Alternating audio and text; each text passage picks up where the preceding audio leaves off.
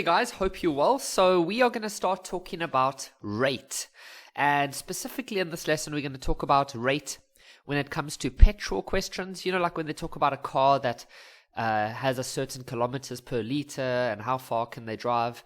Then we're going to look at questions with distance, speed, and time. Then we're going to look at some interesting mixed questions, which has like random things that you'll see. And then we're going to look at exchange rate. Okay, so let's get started. So petrol questions, let's quickly talk about how these ones work. So if you have a car, now I'm terrible at drawing cars, so I'm just going to draw a box. Wow, this is terrible. And there's a wheel. Okay, so there's your car, right? Now all cars have assuming it's a normal petrol car or diesel, whatever, we have a tank. We have a petrol tank. And that tank has a certain size, which we call the liters. Okay, so maybe it has a 40 liter tank. Now, when the car is busy driving, it's going to be using petrol, obviously. Now, depending on the type of car, it will use different amounts of petrol. So, for example, if you have a big like 4x4, that's going to use more petrol compared with a smaller vehicle, a smaller like normal city car. Okay, and then if you have like a sports car, that's going to use more petrol compared to if you just have a normal everyday kind of car. So every car uses different amounts of petrol. So for example, if you have a big 4x4, then maybe the petrol consumption will be, they'll maybe say something like this car can go 8 kilometers per liter. Okay, then maybe you have a small car with a small engine, and then maybe that one can go 20 kilometers per liter. Now just listen to that carefully. The big 4x4 uses a lot of petrol, so it can drive 8 kilometers per liter. So 8 kilometers per liter. What that means is that for every 1 liter of petrol that it uses, think about how big a liter is. You know, like a 2-liter Coke bottle. Now just think of a 1 liter. Okay. Now this car can drive 8 kilometers, and then it will use 1 liter. Now when you have a smaller car, this car can drive 20 kilometers, and it will only use 1 liter. So can you see that this car uses less petrol? Or it can drive further for the same amount of petrol. Can you see that? I hope that makes sense. Pause and rewind and make sure you understand what we've just said over here. It's really important. This big car can only drive 8 kilometers, and then it uses 1 liter. This car can drive 20 kilometers, and it will only use 1 liter. Okay, so this car uses petrol much faster than this one over here. So here's our first example. Here we have a car that has a fuel consumption of 20 kilometers. Now when they put a line there, it means per. So that means per liter. So this car can drive 20 kilometers and will use 1 liter of petrol. Okay, so that means it can drive, if it drives 40 kilometers, then it will use 2 liters of petrol. If it drives 60 kilometers, then it would use 3 liters of petrol. If it drives 80 kilometers, then it would use 4 liters of petrol. Okay, you understand? It uses 20 kilometers. So when it drives 20 kilometers, you have to picture this in your head. When it drives 20 kilometers, so here it drives 20 kilometers. Think how far that is. That's maybe, I don't know, that's quite a far distance. So 20 kilometers, because I don't know where you live. I was about to use an example of where I live, but I just realized not everyone lives in the same little town as me. So I was going to be like from here to whatever. But 20 kilometers, okay, now that car would use 1 liter. So then it drives another 20 kilometers. It will use another 1 liter. So you see how it uses 2 liters in 40 kilometers. Okay, and that's what we said. So it says, how much petrol will it use if you drive 320 kilometers? So we could just keep adding 20 and 20 and 20 until we get to 320. Or you could just say 320 divided by 20, and that is going to give us 16. So that means it would use 16 liters. Okay, let me show you a different way you could have done that. We know that 20 kilometers goes with 1 liter. Now 320 kilometers goes with X. So whenever you get a situation like this, I want you to use diagonals. So you're going to multiply these two and you're going to multiply these two. So if you multiply 20 with X, you're just going to end up with 20X. And then if you multiply these two, you're going to end up with 320. And then this is now back to normal maths where you need to try and get this by itself. So if you remember our chapter on equations, to get rid of the 20 there, you divide by 20, and what you do to the one side, you do to the other side. And so if that cancels, you end up with X is equal to 16 liters. Now here's a really good question. It says here that the price of petrol is 20 Rand for 1 liter. Okay, so let's just put a little 1 liter bottle. So if you want to buy 1 liter of petrol, it's going to cost you 20 Rand. Okay, Bob's car has a fuel consumption of 15 kilometers per liter. Okay, so when Bob drives 15 kilometers, he would use 1 liter. Okay, so if you just look at those, you can already see some interesting things. To drive 15 kilometers, he will use 1 liter of petrol, and 1 liter of petrol is 20 Rand. So that means for every 15 kilometers that he drives, it's going to cost him 20 Rand. Can you see that? Now, how much money will it cost him to drive 150 kilometers? Well, we know that 15 kilometers is going to cost him 20 Rand. Okay? Does that make sense what we just worked out there? Because 1 liter of petrol is 20 Rand, and he can drive 15 kilometers with 1 liter of petrol. So that means 15 kilometers is going to cost him 20 Rand. So if he now drives 150 kilometers, now we need to work out what will that cost him. So let's just call that X. So here once again you can just multiply those two together. So that'll give you 15X. And then you make that equal to these two multiplied together. Now what is 150 multiplied by 20? 3,000. 3,000. Now, to get X by itself, you got to get rid of that 15. You do it on the other side as well. And so that'll be 200 Rand. So that's going to cost him 200 Rand to be able to drive 150 kilometers. This one says that Tandor's car can drive 400 kilometers on a 40-liter tank of petrol. Okay, so let's just draw a little picture. So Tandor's car can go 400 kilometers. And he has a 40-liter petrol tank. So like in the car, it's got a petrol tank. His petrol tank is 40 liters. Martin's car can drive 480 kilometers. Whoopsie. Let's go straight. 480 kilometers. But he's got a 50-liter tank. So they want to know whose car has a better fuel consumption. So when you have a better fuel consumption, it means that your car uses less petrol to drive. So what we'll do, because you see this one is a 40-liter tank, this one is a 50-liter tank, so we can't really compare them. But what we could maybe do, there's many ways of doing this, but we can say that, okay, so this person, Tandor, is a 40-liter, gives you 400 kilometers. Okay, so then if we divide this by 40, and you divide this by 40, then 1 liter will give you, now if you say 400 divided by 40, that'll give you 10. So for 1 liter, Tandor's car can go 10 kilometers. Tandor. Now for Martin, if we have 480 kilometers, then that gives him, that he gets at 50 liters. So if we get the liters to 1 liter, we can divide by 50 and divide by 50. Then 1 liter, with 1 liter of petrol, Martin's car can drive 9.6 kilometers. 9.6 kilometers. Okay, so if you only put 1 liter of petrol in Tandor's car, he can go 10 kilometers.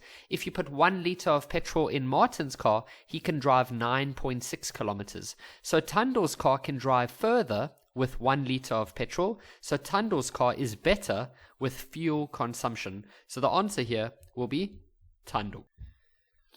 Now we're going to look at distance, speed, and time. Now for this, I want you to just memorize this little triangle over here, okay?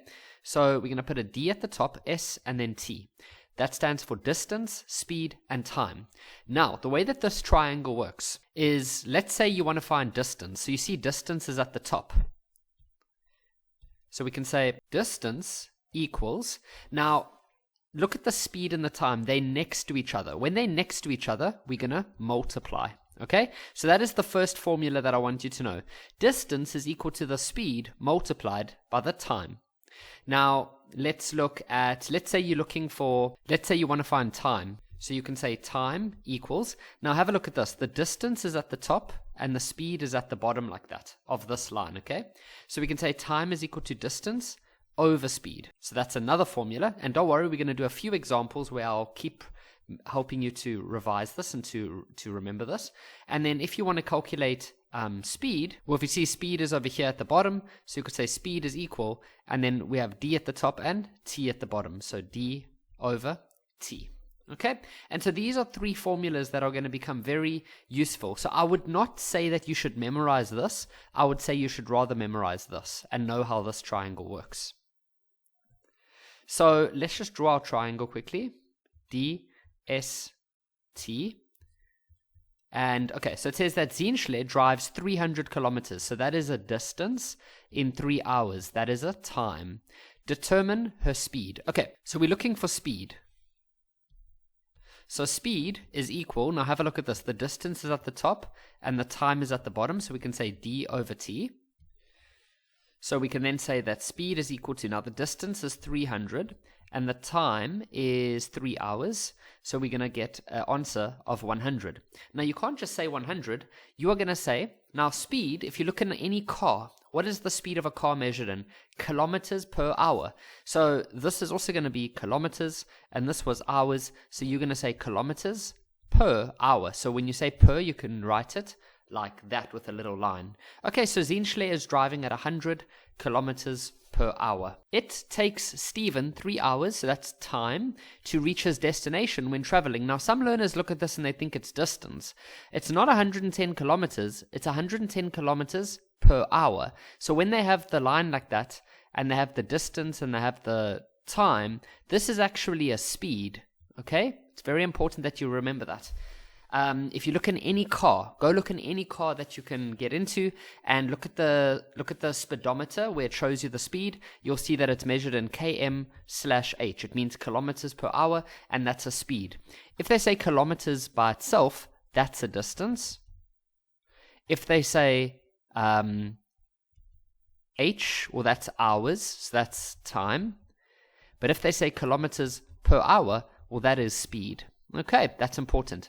So they've given us the speed and they want us to calculate how far, so distance. So if you go distance, speed, and time, now they want you to calculate distance, which is this one up here. And so distance, now remember that these two are next to each other, so you multiply them like that.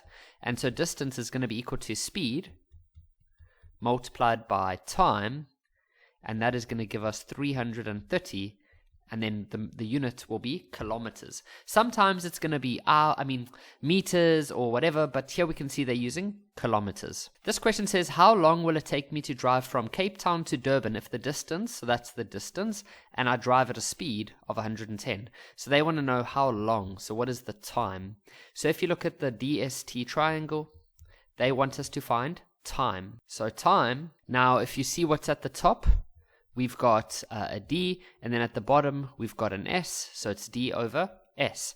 And so the distance is 1,800, and the speed is 110. And so if you had to work this out, you're going to get 16.36, and then you might wonder, is it minutes, seconds, hours? We'll just look at the other units that they've given, and so that'll be hours. You can say hours like that. This one says that Stephanie takes 80 seconds, okay, that's a time, to run 400 meters, that's a distance. Determine her speed. Okay, so from the DST triangle, we're looking for speed. So speed is equal, now you see the D's at the top and the T's at the bottom, so D over T. And so distance is 400, and time is 80. And so if you had to work this out, you're going to get the speed is equal to 5. Now, don't say kilometers per hour. Now it's going to be meters per second.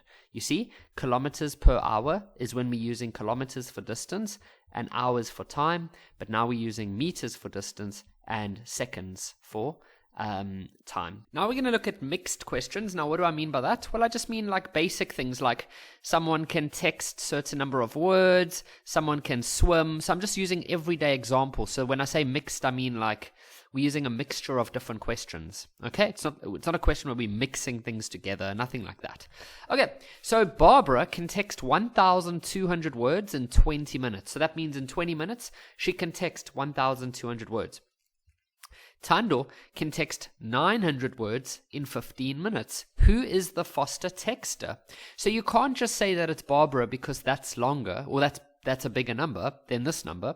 You also have to look at Barbara takes 20 minutes, whereas Thando takes 15 minutes. So what you rather do is the following. So here's Barbara. Here's Thando. And what you do is you say 1,200 words, 20 minutes. So what you're going to do is you want to see how many words can Barbara do in 1 minute. So we need to make this become a 1 minute. So we divide by 20. What you do to the one side, you do to the other. So we have 1 minute. And that'll be, if you type this on the calculator, I think that'll be 60 words.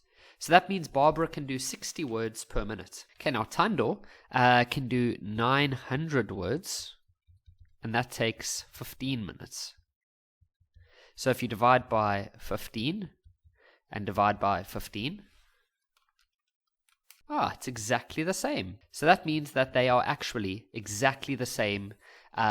They can both type at exactly the same speed. So if Barbara had to go for 15 minutes, she would also only get to 900. And so they actually type at the same exact speed. Amy can swim 12 laps in 8 minutes. Okay, so they're swimming laps, 12 laps in 8 minutes. Martha can swim 20 laps, but that takes 14 minutes. Who's the faster swimmer? So what we'll do is we'll have Amy and Martha. Now, Amy can do 12 laps, and that takes 8 minutes. Martha does 20 laps, and that's 14 minutes. So there's many different ways of doing this, okay? But one of them is...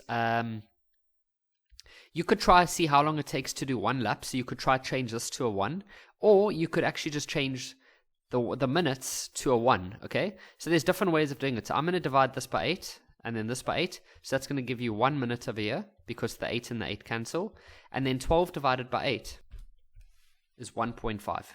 So what that means is that Amy, in 1 minute, she can swim 1.5 laps, okay? Now, with Martha, if you divide this by 14 and you divide this side by 14, then in 1 minute, she can do 1.42 laps.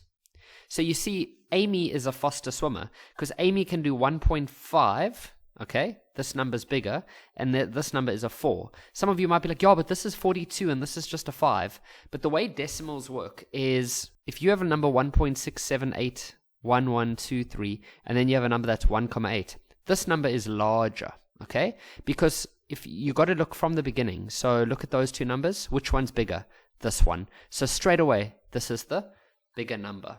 Okay, so this is a bigger number than this number. So Amy can swim more laps in 1 minute. So in 1 minute, Amy can swim 1.5, whereas Martha can swim 1.42. So Amy is faster. Checkers sells 18 eggs for 36 Rand, whereas Pick n Pay sells 12 for, well, this is supposed to say 4, for 20 Rand. Which shop is cheaper? Okay, so what we do, because you cannot compare them at the moment, because here it's 18 eggs, but here it's 12. And then we've got Pick n Pay. Okay, so Checkers is 18 eggs, and that's going to be 36 Rand. And then Pick n Pay is 12 eggs, and that's going to be 20 Rand. So what we can do is we can go work out the price of 1 egg. So you can divide this by 18, and what you do to the one side, you do to the other side. And so 1 egg, because 18 divided by 18 is 1, is going to be 36 divided by 18, which is 2 Rand. So at Checkers, each egg is 2 Rand. Now at Pick n Pay, if you divide this by 12 and you divide this by 12, then 1 egg, because 12 divided by 12 is 1, then 20 divided by 12 is 1.67. So at Checkers, you are paying 2 rand for 1 egg. At Pick n Pay, you are paying 1 rand 67 per egg. So Pick n Pay is cheaper in this example, because for 1 egg, you're only paying 1 rand 67, whereas at Checkers, you're actually paying 2 rand per egg. So Pick n Pay is cheaper. Here's our next one. Musi scores 450 runs over his last 7 cricket games. Okay, so in total, out of all of his 7 cricket games, he scored 450 runs altogether, whereas James scores 330 runs. So who is the better batsman? Okay, so, and this 450 is not for every single cricket game. I'm saying 450 altogether for the 7 games. Okay, so for Musi, he scores 450 runs when he plays 7 games. For James, he scores 330 runs when he plays 5 games. Okay, so let's see how much Musi scores for 1 game. So we can divide this by 7 and divide this by 7. So in 1 game, Musi will be able to score 64.28 runs. Okay, now I know you can't score 0.28 runs when you're playing cricket, but it's fine, you can just leave it like that because we're just busy comparing quickly. And then let's do the same for this one. So for James, we want to see what can he score in 1 game. So we divide both sides by 5. So in 1 game, he can score 66 runs. So you see James, on average, scores 66 runs for 1 game, whereas Musi scores 64.28. So they pretty much equal, but if you had to choose strictly who was the better one, you would have to say James, because he did 66 runs per game, whereas Musi does 64.28. Okay, so James would be the better batsman. But in real life, I mean, that is actually so close. They're actually equally good. But if you had to give an answer, you would say this one. Now we're going to look at exchange rates. So, you know, like when you want to change, for example, if you go overseas and you need to change rand into dollars or euros or pounds, well, that is called an exchange rate. For example, if we say that the rand dollar is currently 18 rand per dollar, then think about that. 18 rand. So think about how much that is. 18 rand per dollar. So that means for $1. So that means 18 rand for $1. Okay? So if you arrive in America and you give them 18 rand, they will give you $1. If you give them 36 rand, then they will give you $2, because 36 is double 18. If you give them let's say you give them 54 rand, then they will give you $3. You get it? Okay, so let's go do some examples. The rand dollar exchange is currently 19 rand for $1. How many dollars would you get if you have 5,000 rand? Okay, so 19 rand is going to give you $1. Now, if you have 5,000 rand, well, we need to figure out how many dollars. Now, whenever you have a situation like this, just multiply those two and multiply those two. So 19x equals to 5,000. And then to get the x by itself, you need to get rid of the 19. So you divide by 19 on both sides. And so x would be, so if we round to 2 decimal places, that'll be 263.16 dollars. So for 5,000 rand, that is how many dollars you would receive. You have just gone on holiday to England, and after the holiday you arrive back in South Africa. Okay, so you go overseas where they use to England where they use pounds, and then you've come back and in your wallet you have 62 pounds. Okay, now it says that the current pound exchange rate is 21 rand per pound. So that means for 21 rand you would end up with this pound symbol, so difficult for me to draw. I don't know why. Something like that. Okay, I'm just going to say £1, okay? So for 21 Rand, it's the same as £1. Now, if you have 62 pounds, now we need to figure out how much money would that be? How much Rand would that be? Okay. So once again, whenever you have a situation like this, just go multiply those two. So 21 multiplied by 62 equals, and then multiply these two. 1 multiplied by x. And so that's going to be 1,302 equals to x. And so that means you are going to end up with 1,302 Rand. So you can go take your 62 pounds to when you get to the airport after arriving from England, there's a place called a currency exchanger. You can give them your 62 pounds and they will give you 1,302 Rand, because for every £1 they give you 21 Rand, and you've got 62 of those. So here's our last question. It says, you are planning a trip to Italy. You have 16,000 Rand spending money, and the current Rand-Euro exchange is 18 Rand per euro. Okay, that's a euro, which is what they use in Italy. How many euros will you get? Okay, so we can see that it's 18 Rand for 1 euro. Okay, for 1 euro. Now, so if you have 18 Rand, they will give you 1 euro. So if you have 16,000 Rand, how many euros would you get? Well, once again, multiply. So 18 multiplied by x is just going to be 18x, and then 16,000 multiplied by 1 is going to give you 16,000. And then to get x alone, you divide by 18, and so x is equal to 888.89. So that's rounded to 2 decimal places, and that would be euros. Okay, and so you would get about 888.89 euros with your 16,000 Rand.